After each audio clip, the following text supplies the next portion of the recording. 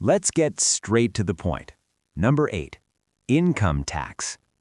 Imagine having a friend who asks to borrow $50 to cover an emergency, swears they'll pay you back next week, but instead they just keep showing up every single payday demanding a percentage of your soul. That's basically the history of income tax. In the United States, this was pitched as a temporary patriotic duty back in 1861. Abraham Lincoln needed some walking around money to fund a small disagreement called the Civil War. The deal was simple: beat the Confederacy, stop the tax, and for a brief shining moment after the war, they actually repealed it. But like a horror movie villain that just won't stay dead, it came roaring back with the 16th Amendment in 1913. The government got a taste of that sweet, sweet payroll deduction and decided they liked the flavor too much to quit. In the UK, it was even earlier, a temporary duty to fight Napoleon in 1799. Nobody liked paying it then, and nobody likes paying it now, but it's become as inevitable as Thanos, only much less purple and way more boring. Number 7. The London Eye. Ever signed a brief lease only to still be sleeping on that same mattress a decade later? That is the level of architectural audacity displayed by the London Eye. When this colossal observation rig debuted in 2000, it was strictly the Millennium Wheel. It carried a short-term 5-year permit, much like a pop-up tent or a questionable summer fling. The original agreement stated it would be dismantled by 2005 to restore the skyline to its industrial gloom. However, tourists discovered that dangling in a glass pod above the Thames was addictive. By 2003, the council saw the mountains of cash and decided that temporary was just a polite suggestion. It was granted permanent status, proving that if your project is giant and profitable, people stop asking when you plan to leave. Now it stands as a fixed icon, mocking every limited-time offer in history. It is the ultimate success story for structural squatting, turning a party into a forever landmark. The rim keeps spinning, and the removal timer broke years ago. Number 6. The Spanish-American War phone tax. Recall that one-time subscription you forgot to cancel that now openly owns your credit card?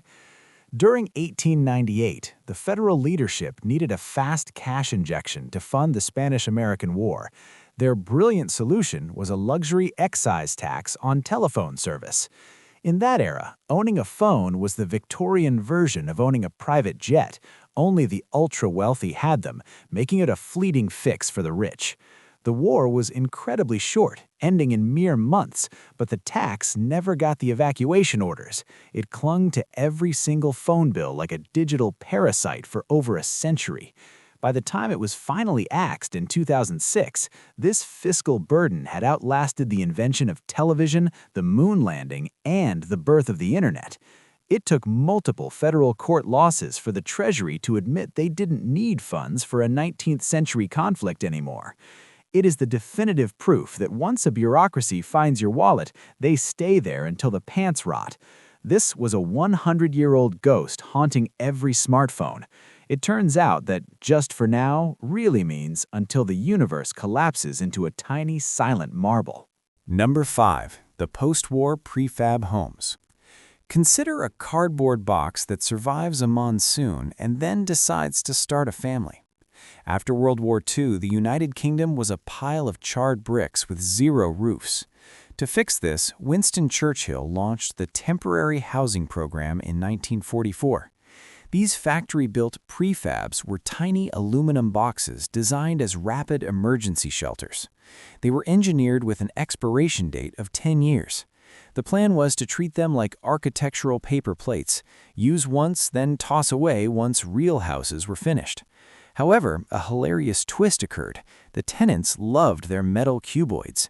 They had indoor toilets and integrated fridges, which were space-age magic to the working class in the 40s. Fast forward 80 years, and these short-term huts are still standing. Residents refuse to leave, and some are now protected monuments. It is the ultimate testament to good enough becoming forever. These glorified tin cans outlasted the very politicians who built them. Number 4. New York City sidewalk sheds. Meet the uninvited relative who drops off a suitcase and then proceeds to renovate your kitchen while renaming the mailbox. In Manhattan, there exists a metal species known as the sidewalk shed. These green plywood tunnels were birthed from Local Law 11 in 1980 after masonry fatally tested gravity on a pedestrian. The mandate was simple. If your building's face is crumbling, erect a temporary canopy until repairs are done. However, the financial loophole is so massive you could drive a bus through it. Because monthly rent for these pipes is often cheaper than multi-million-dollar masonry work, landlords simply leave the structures up. These short-term safety measures have mutated into permanent urban caves. Some sheds have hovered over the pavement for over 20 years, outlasting the shops they protect. They are now independent ecosystems for pigeons and puddles. It is the metal cage that forgot it was a supporting actor and decided to seize the lead role in a never-ending Broadway play about stubbornness.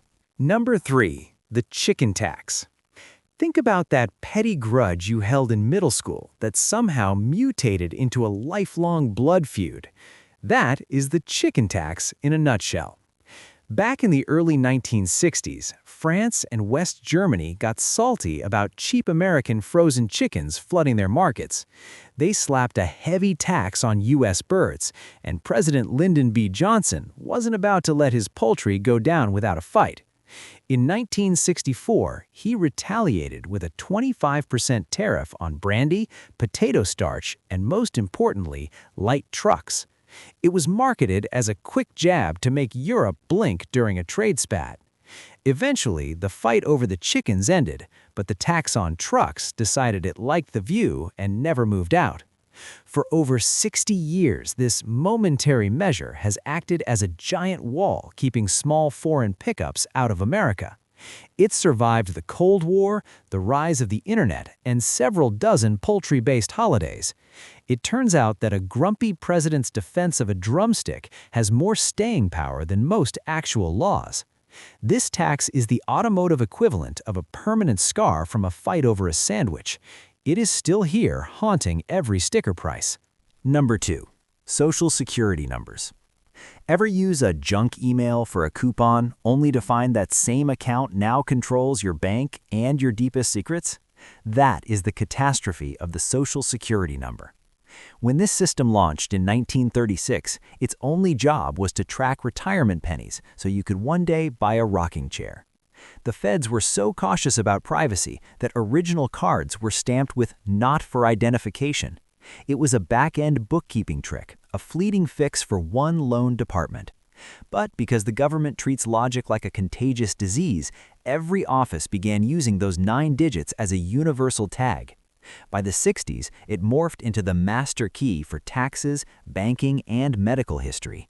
We essentially built a modern civilization on a flimsy scrap of paper that dissolves if it smells a rainstorm. It is a password you can never reset, handed to you at birth. This limited tracking tool became the permanent foundation of our legal existence.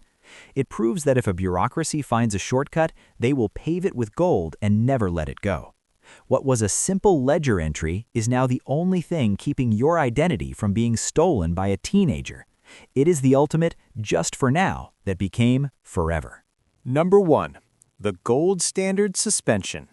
Stop me if you've heard the one about a short break that accidentally turns into a permanent residency. In August 1971, the global economy was wobbling like a jelly mold in a hurricane. President Richard Nixon hit the panic button, announcing the Nixon shock. He told the world the U.S. was temporarily suspending the ability to swap dollars for gold. This was pitched as a brief maneuver to stabilize the currency before returning to the golden status quo. Well, the dust didn't just settle, it fossilized. The gold window has remained slammed shut for over 50 years. We essentially divorced our entire financial system from physical reality on a whim. This birthed the era of fiat currency, where money is backed by pinky promises and the vibes of the Federal Reserve. It's like telling a gym you're taking a 1-week hiatus while eating pizza in the parking lot for 5 decades. It is the ultimate economic ghosting. In high finance, for now is just a fancy synonym for forever. The temporary fix became the absolute foundation of our world. If you liked this list of eternal, temporary fixes, smash like, share, and subscribe to Coolest Dude Explains. We drop new videos every day to keep your brain fueled. Catch you tomorrow for more, and remember, nothing is more permanent than a subscription you actually enjoy.